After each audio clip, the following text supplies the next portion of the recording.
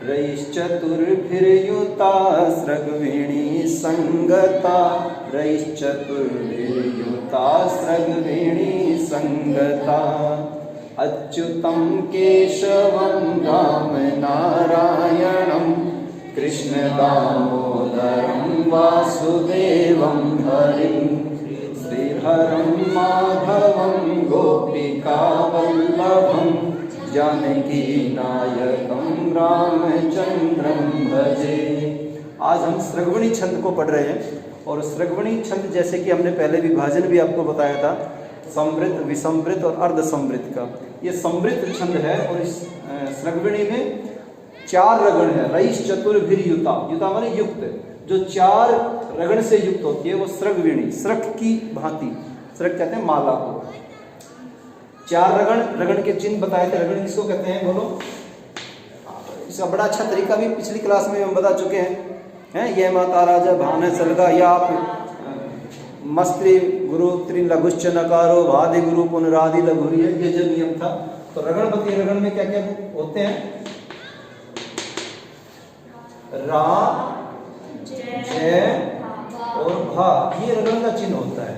ठीक है। और इसमें 12 अक्षर मिलेंगे, 12 मात्राएं हैं। इनके देखो 1 2 3 4 5, इनमें केवल स्वर लगा हुआ है, केवल हमें वही गिनना है। जिनमें स्वर नहीं है उसको नहीं गिनेंगे, जैसे श को नहीं गिनेंगे।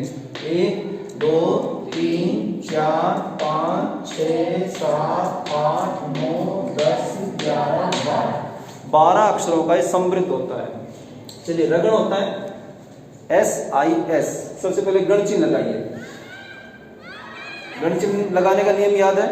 सानुस्वारो दीर्घश्च, है ना? चलिए, गण चिन्ह लगाइए। रई के ऊपर S, और च पे I, और तू पे S। क्यों?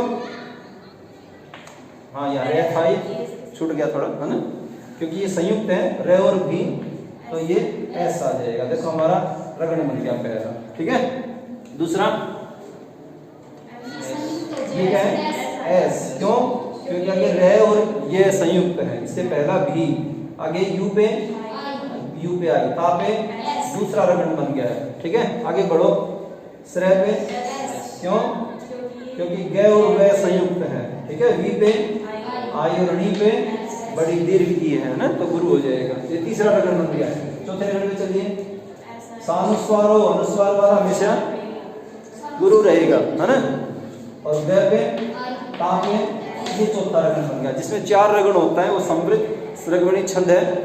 और इसका उदाहरण अच्युतम केशवम, एक पंक्ति पे हम गण चिन्ह लगा के देखते हैं, बाकी आप घर बैठ करके इसका अभ्यास करोगे। चलो लगाओ। सबसे पहले ए पे S, क्योंकि आगे च और ये मिले हुए हैं। U पे आई, तम पे, क्योंकि सानुस्वारो दीर्घश्च, है ना? सानुस्वार, अनुस्वार वाला आ गया, इसलिए इसको S, पहला रगण बन गया है। दूसरे पे चलिए, के पे S, श पे आई, और फिर अनुस्वार वाला आ गया, तो इसको हम गुरु कर देंगे।